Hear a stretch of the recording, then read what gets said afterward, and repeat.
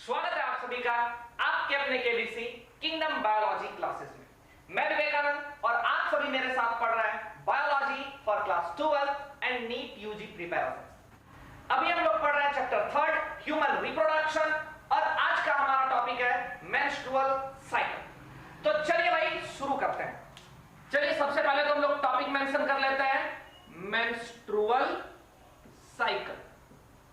सबसे पहला पॉइंट तो ये जानना जरूरी है कि ये मेंस्ट्रुअल साइकिल होता क्या। तो अगर इसको सिंगल वर्ड में हम लोगों को एक्सप्लेन करना हो तो सिंपली कहेंगे कि ये एक रिप्रोडक्टिव साइकिल। क्या भाई?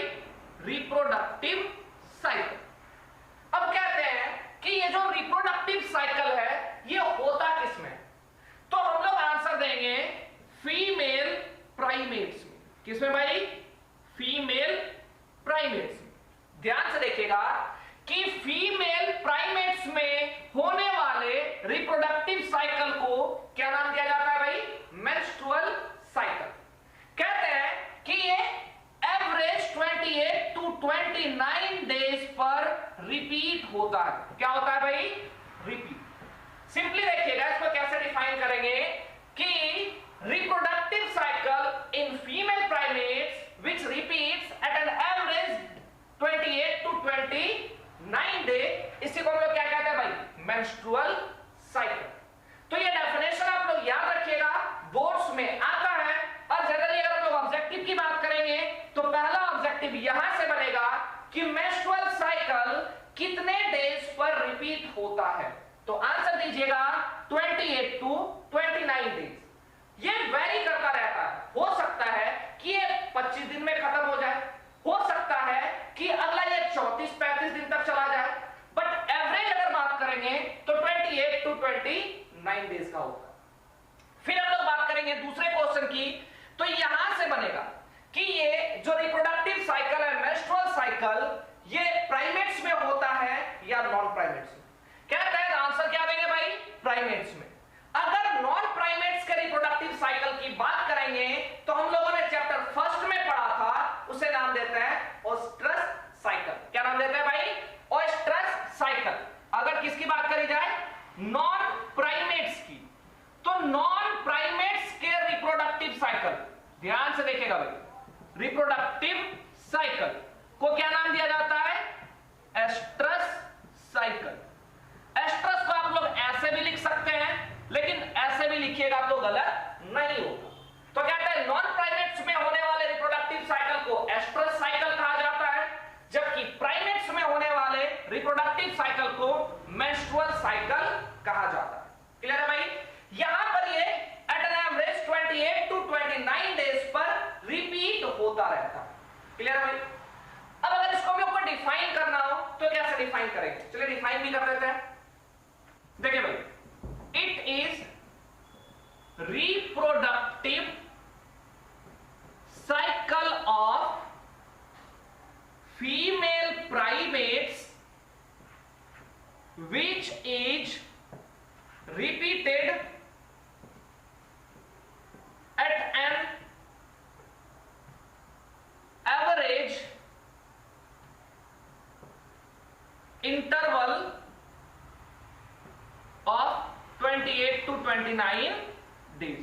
ध्यान से देखिएगा भाई, क्या लिखा हमने डेफिनेशन कि it is reproductive cycle of female primates which is repeat होता है at an average interval of 28 to 29 days. अगर आप लोग ऐसा लिखते हैं तो सब्जेक्टिव में जरा भी मार्क्स नहीं कटेगा। अब हम लोग मेंस्ट्रुअल साइकिल से रिलेटेड कुछ टर्म्स को सीखते हैं। तो सबसे पहले टर्म्स की अगर बात करेंगे तो सबसे पहला टर्म है अपने पास मेनार्च। कौन सा है भाई? इस मेंस्ट्रुअल साइकिल से ही रिलेटेड अपने पास पहला टर्म है क्या भाई? मेनार्च। ये मेनार्च क्या होता है? इसी तरीके का एक वर्ड, ऐसा ही सुनने में लगने वाला वर्ड पिछले वीडियो में हम लोगों ने पढ़ा था, थैलार्च। तो जिन्होंने भी अभी तक पिछले सभी वीडियोस को नहीं देखा है, जहां हम लोगों ने सेक्स ऑर्गन के बारे में पढ़ा है, मेल रिप्रोडक्टिव ऑर्गन्स के बारे में पढ़ा था, फीमेल रिप्रोडक्टिव सिस्टम्स के बारे में पढ़ा है, स्पर्मेटोजेनेसिस भी पढ़ रखा है हम लोगों ने, oogenesis भी पढ़ रखा है, और भी कई बातों को हम लोगों ने पढ़ रखा है। तो जिन्होंने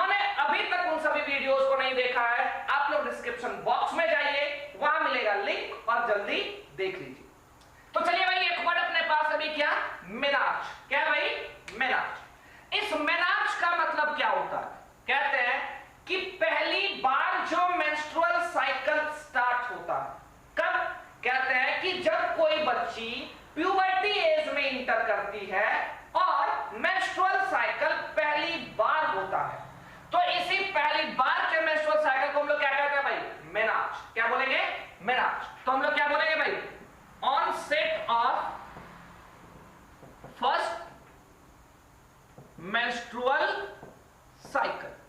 ध्यान से देखिएगा भाई, पहली बार जब मेंस्ट्रुअल साइकिल हो रहा है तो इसे हम लोग क्या कह रहे हैं भाई, मेनार्च। क्या कह रहे हैं, मेनार्च। अब नेक्स्ट वर्ड देखिए अपने पास आता है मेनोपॉज। क्या आता है भाई, मेनोपॉज। अच्छा, अगर पूछे कि ये मेनार्च कब आता है तो हम लोग ईयर क्या बोलेंगे भाई, ईयर हम लोग कहेंगे 11 to 14 ईयर्स। कब भाई, 11 से 14 साल के बीच में। अब बात आती है मेनोपॉज क्या होता है। नाम से ही देखिए यहां पीछे क्या लगा हुआ है, पॉज मतलब रुक जा। कहते हैं कि जिस तरीके से मेल में स्पर्म का production through out the life होता है, उस तरीके से फीमेल में ओवम का production through out the life नहीं होता है। एक लिमिट एज तक, जैसे 45-50 तक आते आते ये ओवम का प्रोडक्शन बंद हो जाता है। जब ओवम का रिलीज होना बंद हो जाएगा, मेंस्ट्रुअल साइकिल बंद हो जाएगा, इसी कंडीशन को कहते हैं मेनोपॉज। क्या कहते हैं भाई, मेनोपॉज। तो लोग डिफाइन कैसे कहेंगे भाई, permanent stoppage of menstrual cycle. जब मेंस्ट्रुअल साइकिल परमानेंटली बंद हो जाए तो ऐसे कंडीशन को मेनोपॉज कहा जाता है। यह जनरली 45 to 50 इयर्स के बीच हो जाता है। ठीक है भाई, यहां से ऑब्जेक्टिव बनता है और वही कड़े ऑब्जेक्टिव बनता है। पूछा जाएगा कि मेनार्च क्या होता है, तो onset of menstrual cycle. Year की अगर बात करेंगे तो 11 से 14 साल एवरेज की बात करेंगे तो, और मेनोपॉज की अगर बात करेंगे जब परमानेंटली मेंस्ट्रुअल साइकिल बंद हो जाता है तो ऐसे कंडीशन को मेनोपॉज कहते हैं। और अगर ईयर की बात करेगा तो 45 से 50 ईयर। क्लियर है भाई। नेक्स्ट वर्ड है अपने पास भाई, एमेनोरिया। देखिए इस वर्ड को, जैसे कि अभी हम लोगों ने पढ़ा मेनोपॉज। मेनोपॉज में मैंने बताया कि जब मेंस्ट्रुअल साइकिल परमानेंटली बंद हो जाए तो ऐसे कंडीशन को मेनोपॉज कहते हैं। लेकिन अगर टेम्पोरली बंद हो जाए, समझिएगा कि अगर टेम्पोरली मेंस्ट्रुअल साइकिल रुक जाता है, बंद हो जाता है, तो ऐसे कंडीशन को हम लोग एमेनोरिया कहते हैं। तो इसके लिए क्या लिखेंगे भाई, temporary stoppage of menstrual cycle. अब ये टेम्पोररी मतलब कुछ दिन के बाद वापस से रिज्यूम हो जाए, तो ऐसा कौन सा कंडीशन भाई, तो ऐसे ही कुछ कंडीशंस को हम लोग इसमें पढ़ते हैं भाई। सबसे पहला कंडीशन ड्यूरिंग प्रेगनेंसी। किसकी बात करी जा रही भाई, ड्यूरिंग प्रेगनेंसी। कहते हैं जब फीमेल प्रेग्नेंट होती है तो ये 9 मंथ्स मेंस्ट्रुअल साइकिल नहीं होता है। तो ये क्या बता रहा है कि अगर किसी फीमेल में मेंस्ट्रुअल साइकिल नहीं हो रहा है, that means it can indicate the situation of क्या भाई, प्रेगनेंसी। कि अगर किसी फीमेल में मेंस्ट्रुअल साइकिल नहीं हो रहा है तो शायद वो फीमेल क्या हो सकती है भाई, प्रेग्नेंट हो सकती है। फिर हम लोग बात करेंगे तो दूसरा आएगा लैक्टेशनल एमेनोरिया। क्या आएगा भाई, लैक्टेशनल एमेनोरिया। अब ये लैक्टेशनल क्या होता है भाई, जब दूध निकलने का पीरियड होता है, मतलब प्रेग्नेंट फीमेल जब बेबी का डिलीवरी करती है और उसके बाद जो बेबी को वो फीडिंग करा रही होती है मिल्क, तो उस पीरियड को क्या कहता है भाई, लैक्टेशनल एमेनोरिया। तो जब ये लैक्टेशन पीरियड होता है, जब बेबी को मिल्क फीड कराने का पीरियड होता है, डिलीवरी के बाद अगले 6 महीने तक, डिलीवरी के बाद कब तक भाई, अगले 6 महीने तक फीमेल में लगभग ये मेंस्ट्रुअल साइकिल नहीं होता। हो सकता है कि 3-4 महीने के बाद भी मेंस्ट्रुअल साइकिल स्टार्ट हो जाए, हो सकता है कि 8-9 महीने तक ना हो, लेकिन एवरेज कितना कहा जाता है भाई, 6 मंथ। क्या कहा जाता है भाई? 6 मंथ। मतलब ये अगले 6 महीने तक, डिलीवरी के बाद भी 6 महीने तक फीमेल में मेंस्ट्रुअल साइकिल नहीं होगा। दैट मींस कि अगर मेंस्ट्रुअल साइकिल नहीं हो रहा है तो वहां पर उस दौरान भी ओवम रिलीज नहीं हो रहा होगा, और अगर ओवम रिलीज नहीं हो रहा है तो भले ही सेक्सुअल इंटरकोर्स हो जाए, सेक्सुअल एक्टिविटी हो जाए, लेकिन फीमेल प्रेग्नेंट होने वाली नहीं है। इस टर्म को हम लोग आगे पढ़ेंगे जब सेट पीरियड को हम लोग डिस्क्राइब कर रहे हैं। तो फिलहाल इसको देखिए भाई, लैक्टेशनल एमेनोरिया। तो ये लैक्टेशनल पीरियड क्या होता है भाई? मिल्किंग पीरियड, कि जब फीमेल अपने बच्चे को मिल्क फीड करा रही है तो उस दौरान भी उसमें मेंस्ट्रुअल साइकिल नहीं होता। तो ये कितने महीने का भाई? लगभग 6 महीने। अब भाई ऑब्जेक्टिव में एक क्वेश्चन यहां ऐसा बन सकता है कि ये जो लैक्टेशन पीरियड है, जब मां अपने बच्चे को दूध पिला रही है तो उस दौरान मेंस्ट्रुअल साइकिल क्यों नहीं होता है? बड़ा ही अच्छा सा ऑब्जेक्टिव बनता है जो पहले भी एग्जाम में पूछा गया। तो हम लोग आंसर देंगे due to high level of prolactin. किसके कारण से भाई? कहते हैं इस दौरान मिल्क सिंथेसिस के लिए बहुत ज्यादा बॉडी में प्रोलैक्टिन का अमाउंट होता है, इस कारण से यहां मेंस्ट्रुअल साइकिल नहीं होता है। देखिएगा भाई, याद रखिएगा, पूछा जाता है कि लैक्टेशनल एमेनोरिया में ऐसा क्या हो जाता है कि मेंस्ट्रुअल साइकिल रुक जाता है। तो हम लोग क्या बोलेंगे कि यहां पर प्रोलैक्टिन का अमाउंट बहुत ज्यादा है, जिस कारण से मेंस्ट्रुअल साइकिल नहीं होता। अब हम लोग भाई सोचिए कि अगर किसी फीमेल में मेंस्ट्रुअल साइकिल हो ही ना रहा हो तो वो क्या बताता है? Absence of menstrual cycle. देखिएगा भाई, एब्सेंस ऑफ क्या बोल रहे हैं? Menstrual cycle. अगर मेंस्ट्रुअल साइकिल नहीं हो रहा है तो ये क्या इंडिकेट करेगा? इंडिकेट्स क्या भाई? प्रेगनेंसी। क्या इंडिकेट कर सकता है ये? प्रेगनेंसी। मेंस्ट्रुअल साइकिल और किस कंडीशन में नहीं हो सकता है? अगर स्ट्रेस है, अगर बहुत ज्यादा स्ट्रेस है, तनाव है, उस दौरान भी मेंस्ट्रुअल साइकिल आगे हो सकता है। फिर हम लोग बात करेंगे या फिर मेंस्ट्रुअल साइकिल नहीं भी हो सकता है। फिर अगर बात करेंगे तीसरे कंडीशन की, पुअर हेल्थ। अगर क्या बोलेंगे भाई? Poor health. अगर यहां पर हेल्थ में प्रॉब्लम है, हेल्थ इशू है, तो भी जो एक्सपेक्टेड मेंस्ट्रुअल साइकिल का टाइम है, मे भी अगर कोई एक्सपेक्ट कर रहा है कि अगले 3 दिनों में मेंस्ट्रुअल साइकिल होना चाहिए, तो हो सकता है कि वो 8-10 दिन डिले हो जाए, 5-6 दिन डिले हो जाए। कब भाई? अगर पुअर हेल्थ है, अगर तनाव में है, या फिर अगर फीमेल प्रेग्नेंट हो चुकी है, तो उस कंडीशन में भी मेंस्ट्रुअल साइकिल नहीं होगा। क्लियर है भाई? अब अगला वर्ड हम लोग समझते हैं, मेनोरेजिया। ये मेनोरेजिया क्या होता है? याद कीजिएगा कि जब मैंने हाइमन के बारे में बताया था तो मैंने कहा था कई बार वेजाइनल टेम्पोन, याद कीजिएगा क्या बताया था भाई? वेजाइनल टेम्पोन के इंसर्शन से भी हाइमन फट सकता है या ब्रेक हो सकता है। तो कह रहे हैं कि ये वेजाइनल टेम्पोन हम लोग कब इंसर्ट कर रहे थे? जब बताए थे कि मेंस्ट्रुअल साइकिल के दौरान एक्सेसिव ब्लीडिंग हो, तो इसी एक्सेसिव ब्लीडिंग के लिए टर्म दिया गया है मेनोरेजिया। तो हम लोग क्या लिखेंगे भाई? Excessive bleeding during menstrual cycle. Menstrual cycle के दौरान अत्यधिक ब्लीडिंग होना ही क्या कहलाता है भाई? मेनोरेजिया। क्या कहलाता है भाई? मेनोरेजिया। चलिए भाई, यहां तक तो हम लोगों ने जनरल टर्म्स को समझा। अब हम लोग समझते हैं कि ये मेंस्ट्रुअल साइकिल होता क्या है।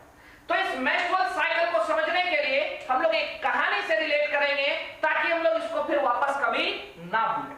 तो चलिए भाई, शुरू किया जाता है इस कहानी को, और इस कहानी के कुछ पात्र होंगे भाई। तो इसके पहले मैं इस फिगर को बता दूं। देखिए भाई, याद हो आप लोगों को ये फिगर? अगर देखिए भाई, याद है क्या? ऐसा ही कुछ फिगर हम लोगों ने बनाया था।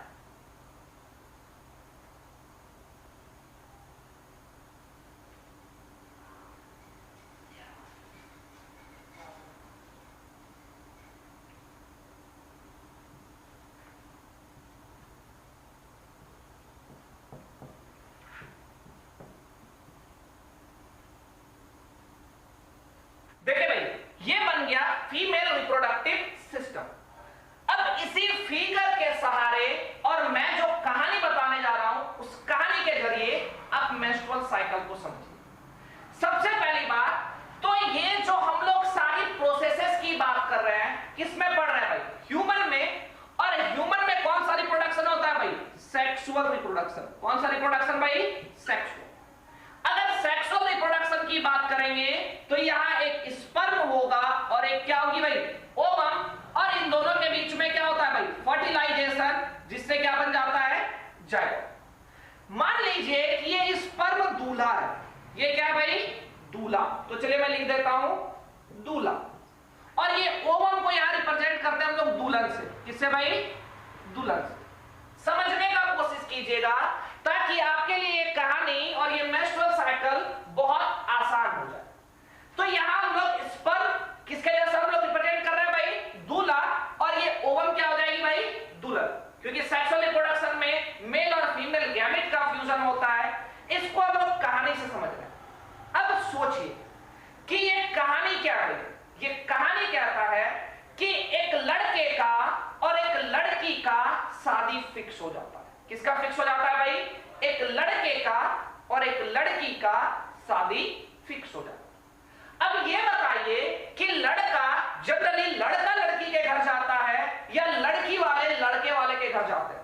सिंपल सी बात है भाई कि अगर शादी लग गया है तो लड़के वाले लड़की वाले के घर जाते हैं। अब ये बताइए क्या लड़का अकेला जाएगा या पूरा बारात लेकर जाएगा? सबको पता है भाई लड़का पूरा बारात लेकर जाएगा। भाई एंजॉय कीजिए बारात का टाइम। तो कह रहे हैं कि इधर से ढेर सारा क्या आएगा भाई? स्पर्म। क्या आएगा? स्पर्म। क्योंकि लड़का अकेला नहीं आता है तो मैंने बात करी है स्पर्म की, तो स्पर्म भी अकेला नहीं जाएगा। मतलब बहुत सारे स्पर्म आएंगे। क्लियर है भाई? अब हम लोग थोड़ा दुल्हन के साइड से देख लेते हैं भाई। ये भी पता है कि लड़का वाला लड़की वाले के घर जाता है, तो ये स्पर्म भी किसके घर आया भाई? लड़की वाले के घर। अब यहां से दुल्हन तैयार होकर यहां इंतजार कर रही है। कौन भाई? ओवम। ये किस जगह पर इंतजार कर रही होगी? एम्पुलरी स्थमस जंक्शन में। कहां भाई? Ampullary isthmus junction. कौन इंतजार कर रही होगी भाई? ओवम। अब लड़का वाला अगर जाता है और इस ओवम से मिल जाता है, मतलब लड़का और लड़की अगर मिल जाए और शादी हो जाए तो क्या बन जाएगा भाई? जाएगा। मतलब ये लड़का अगर इस लड़की वाले के पास ये स्पर्म ओवम के पास पहुंच जाएगा तो फर्टिलाइजेशन हो जाएगा और यहां बन जाएगा क्या भाई? जाएगा। अब ये बताइए कि लड़का वाला लड़की वाले के घर गया होगा, तो क्या लड़की वाले लड़के वालों के लिए इंतजाम भी करके रखते हैं क्या? ढेरों सारा इंतजाम, खाने के लिए नाश्ता, ढेर सारा खाना, इन सभी चीजों का इंतजाम किया जाता है। तो जब ये स्पर्म यहां आने वाला है तो क्या लड़की वाला खुद को प्रिपेयर नहीं करेगा क्या? भयंकर प्रिपरेशन होगा। तो जब स्पर्म आने वाला होगा उसके पहले ये जो आपका जितना भी ये यूटेरस का पार्ट दिख रहा है, इंडोमेट्रियम वगैरह, ये वेस्कुलराइज्ड हो जाता है, हाईली वेस्कुलराइज्ड, और ये पूरा का पूरा इंडोमेट्रियम क्या हो जाएगा भाई? ठीक। क्या हो जाएगा भाई? ठीक। कि अगर यहां फर्टिलाइजेशन हो गया तो भाई होगा इंप्लांटेशन, और इंप्लांटेशन के बाद एम्ब्रियो के डेवलपमेंट के लिए जितने भी चीज चाहिए होंगे वो सारा प्रोवाइड कर सके।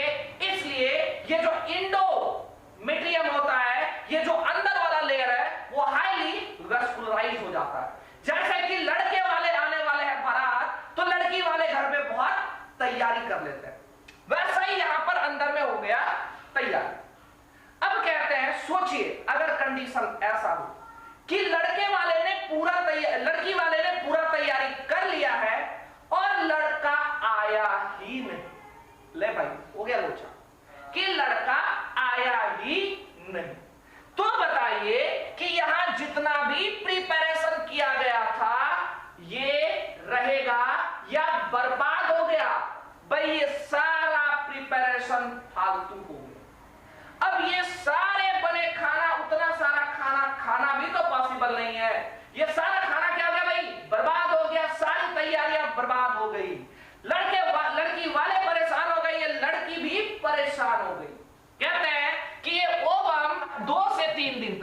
कितने दिन तक भाई? 2 से 3 दिन तक इस स्पर्म का इंतजार करेगी कि भाई आ जा और फर्टिलाइजेशन कर ले। लेकिन भाई यहां स्पर्म आ ही नहीं रहा है। अगर ये स्पर्म नहीं आएगा तो ये ओवम गुस्से में क्या कर लेगी भाई? सुसाइड। क्या कर लेगी भाई? सुसाइड। क्योंकि वो लड़की जो उस लड़के का इंतजार कर रही है, वो लड़का आया ही नहीं, तो ये सदमे में, ये गम में आके क्या कर लेगी भाई? सुसाइड। तो 2 से 3 दिन के बाद ओवम क्या हो जाएगा भाई? डेड। क्या हो जाएगा? डेड। अब जब ओवम डेड हो गया, ये सारा प्रिपरेशन क्या हो गया भाई? बर्बाद हो गया। तो ये ओवम और ये जो भी ऊपर का इंडोमेट्रियम का जो भाग है, ये सेट ऑफ होके ब्लड के साथ बाहर निकल आएगा। इसी बाहर निकल आना ब्लड के साथ, इसको कहते हैं मेंस्ट्रुअल फ्लू। क्या कहते हैं भाई? Menstrual flu. अब इसी पूरे मेंस्ट्रुअल साइकिल को हम लोग साइकिल के फॉर्म में समझते हैं। अभी तो हम लोगों ने देखा कि सबसे पहले ओवरी से ओवम रिलीज होगा और ये ओवम एम्पुलरी थर्मस जंक्शन पर रुककर स्पर्म के लिए इंतजार करेगी। स्पर्म के लिए कितने दिन तक भाई? 2 से 3 दिन। क्योंकि ओवम का अगर हम लोग लाइफ स्पैन की बात करेंगे तो 2 से 3 दिन का ही होगा।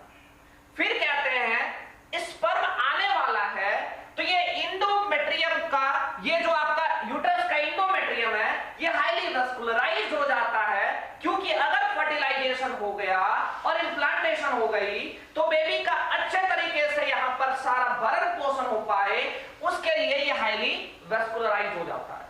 लेकिन अगर स्पर्म आया ही नहीं, तो जैसे कि खेत की बात करें भाई, खेत पर आप लोग ढेर सारा पानी डाल दो तो मिट्टी क्या हो जाता है भाई? फूल जाता है। फिर अचानक से पानी डालना छोड़ दो तो ये मिट्टी क्या हो जाता है? सूख के फट जाता है। तो वैसे ही जब ये हाईली वैस्कुलराइज्ड हो गया, तब तो ये फूल गया था और वापस से जब स्पर्म आया नहीं, तो यहां पर जितने भी आ रहा था वो सारा क्या हो गया भाई? रुक गया। अब जैसे ही रुका तो ये वापस से क्या हो जाएगा भाई? सूख के फट जाएगा और फटने के साथ ये ब्लड और ये ओवम, और ओवम को मोर टेक्निकली अगर बोलेंगे तो सेकेंडरी oocyte क्या हो जाएगा भाई? ब्लड के साथ बाहर आ जाएगा। क्लियर है भाई? तो चलिए अब इसे हम लोग साइक्लिक वे में देखते हैं। अभी हम लोगों ने पढ़ा था कि ये जो मेंस्ट्रुअल साइकिल होता है, ये 28 या फिर 29 डेज में ऑन एन एवरेज रिपीट होता है। तो मान लीजिए कि कोई लूनर मंथ है, मतलब क्या भाई? 28 दिन का एक महीना। तो इस 28 दिन का एक महीना है, उस पर ही हम लोग इसे रिप्रेजेंट करते हैं। या तो आप फिर 1 से 28 डेट मान लीजिए। सबसे पहले स्टार्ट करते हैं हम लोग डेट फर्स्ट से। किससे स्टार्ट कर रहे हैं भाई? फर्स्ट, 1 तारीख से। कहते हैं कि अगर यहां पर स्पर्म और ओवम का फर्टिलाइजेशन नहीं होगा तो ये जो सेकेंडरी oocyte है, जब डेड हो जाएगी तो ये इंडोमेट्रियम के अपर लेयर और ब्लड के साथ सेट ऑफ हो जाएगी, साथ में यहां म्यूकस वगैरह भी निकलता है। तो कहते हैं मान लीजिए कि 1 तारीख से अगर यहां मेंस्ट्रुअल फ्लो स्टार्ट हुआ, तो भाई 1 से ये लगभग कितने दिन तक चलेगा? कहते हैं ये 1 से लगभग 5 दिन तक चलेगा। तो मान लेते हैं ये 5 तारीख। क्या मान लेते हैं भाई? 5। अब ये 1 से 5 के बीच हुआ क्या भाई? ब्लीडिंग। तो इस फेज को क्या बोलेंगे भाई? Bleeding phase. बहुत इंपॉर्टेंट है भाई, ध्यान से सुनिए। अब ये ब्लीडिंग फेज वेरी करता है 3 to 5 डेज, 3 से 5 दिन तक। कई बार 6 भी दिन हो जाता है, 7 भी दिन, जनरली ये 3 से 5 दिन। अब कहते हैं कि ये 3 से 5 दिन के बीच, 1 से 5 दिन के बीच में क्या हुआ भाई? ब्लीडिंग। अब ब्लीडिंग के बाद जैसे ही सारा चीज निकल गया, जैसे ही अगर लड़का वाला लड़की वाले के घर नहीं गया, शादी नहीं हुई, सारा सामान बर्बाद हो गया, तो क्या भाई वो घर वापस से संभलेगा नहीं? अब बर्बाद ही रहेगा। वापस से समय लगेगा, लेकिन वापस से घर क्या हो जाएगा भाई? सही हो जाएगा। तो कहते हैं कि ब्लीडिंग के बाद वापस से ये यूट्रस खुद को क्या करेगा भाई? प्रिपेयर करेगा। कहते हैं कि यहां से एक ये आप 14th डे को, इस डेट को थोड़ा इंपॉर्टेंट मानिए। या मैंने क्या बनाया भाई? 14th। अब ये 14th को होता क्या है? कहते हैं इसी 14th के दिन ओव्यूलेशन होता है। क्या होता है भाई? ओव्यूलेशन। तो चलिए ये हो गया ओव्यूलेशन। और हमने पिछले वीडियो में ही जान रखा है ओव्यूलेशन क्या होता है, सेकेंडरी oocyte का रिलीज होना from matured Graafian follicle is known as ovulation.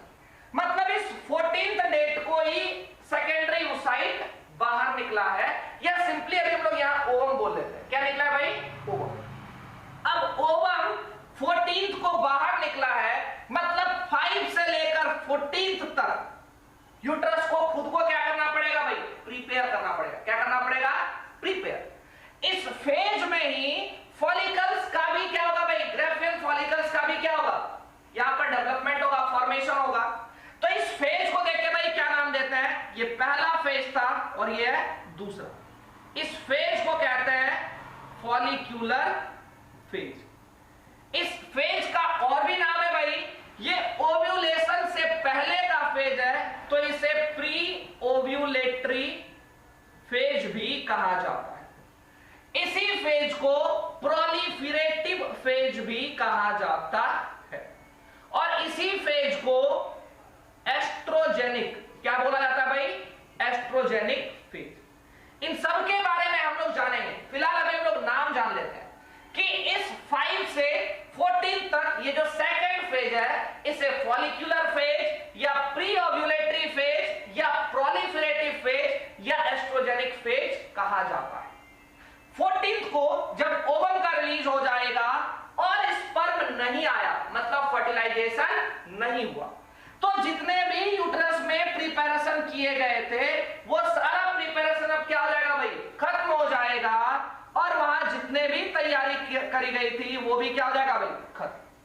तो धीरे धीरे पहले तो वहां पर जितने भी वेस्कुलराइजेशन हुए थे वो सारे कम हो जाएंगे, और फिर ये ऊपर का लेयर सूख जाएगा और ब्लड के साथ फिर क्या होगा भाई? बाहर निकलेगा। तो जब ब्लड के साथ बाहर निकलेगा वो तो 28 के बाद आएगा, जिसे हम लोग क्या कहते हैं भाई? Bleeding phase. तो ये जो थर्ड फेज है इसे क्या नाम दिया गया? तो देखिए भाई, ये ओव्यूलेशन के बाद वाला फेज है, तो इसको हम लोग क्या बोलेंगे? Post ovulatory phase. इसे और भी नाम से जाना जाता है ल्यूटियल फेज। क्या जाना जाता है भाई? Luteal phase. और भी इसे नाम दिया गया प्रोजेस्ट्रॉनिक फेज। क्या नाम दिया गया भाई? प्रोजेस्ट्रॉनिक फेज, या इसे ही कहा गया है सिक्रीटरी फेज। क्या कहा गया भाई? Secretory phase. ध्यान से देखिएगा, इन सभी नामों को मिस मत कीजिएगा भाई, क्योंकि यहां से बनेगा ऑब्जेक्टिव। सबसे पहली बात तो फर्स्ट डेट से 5th डेट तक हम लोग क्या कह रहे हैं? ब्लीडिंग हो रहा है। जब ब्लीडिंग हो गया तो यूट्रस खुद को प्रिपेयर करेगा। यहां जो आपके पास फॉलिकल्स है, ये जो प्राइमरी oocyte है, ये धीरे धीरे प्राइमरी फॉलिकल, फिर सेकेंडरी फॉलिकल, फिर टर्शियरी फॉलिकल, फिर मैच्योर्ड ग्राफियल फॉलिकल बनेगा, जो 14th डे पर सेकेंडरी oocyte को रिलीज कर देगा। तो ये सारा काम 5th से 14th डे के बीच में होगा। इस फेज को follicular phase, proliferative phase, pre ovulatory phase या एस्ट्रोजेनिक फेज के नाम से जाना जाता है। फिर इसके बाद वाले फेज की अगर हम लोग बात करेंगे तो ये ओव्यूलेशन के बाद का फेज है, तो इसे post ovulatory phase, luteal phase, progesteronic phase या फिर सिक्रीटरी फेज के नाम से जाना जाता है। हम लोग जब इसे डिटेल में भी देखेंगे तो यह भी पता चलेगा कि ऐसे ही नाम को क्यों दिया गया। इस तरीके से हम लोग देख सकते हैं कि मेंस्ट्रुअल साइकिल को 3 फेजेस में बांटा जाता है। आज के वीडियो में अभी इतना ही भाई। नेक्स्ट वीडियो में हम लोग देखेंगे इन तीनों फेजेस के बारे में डिटेल इंफॉर्मेशन। तो फिलहाल आप लोग बस इतना समझिए कि मेंस्ट्रुअल साइकिल किसे कहा जाता है, मेंस्ट्रुअल साइकिल में कौन कौन से फेजेस होते हैं, और थोड़ा सा बेसिक कंसेप्ट मेंस्ट्रुअल साइकिल के बारे में नेक्स्ट वीडियो में हम लोग पूरा डिटेल देखेंगे कि इन तीनों फेजेस में होता क्या क्या है। तब तक के लिए भाई आप लोग वीडियो को लाइक कीजिए, चैनल को सब्सक्राइब कीजिए, वीडियो को शेयर कीजिए, कोई डाउट हो तो कमेंट कीजिए, और साथ ही बेल आइकन को प्रेस कीजिए ताकि नोटिफिकेशन मिलता रहे। तब तक के लिए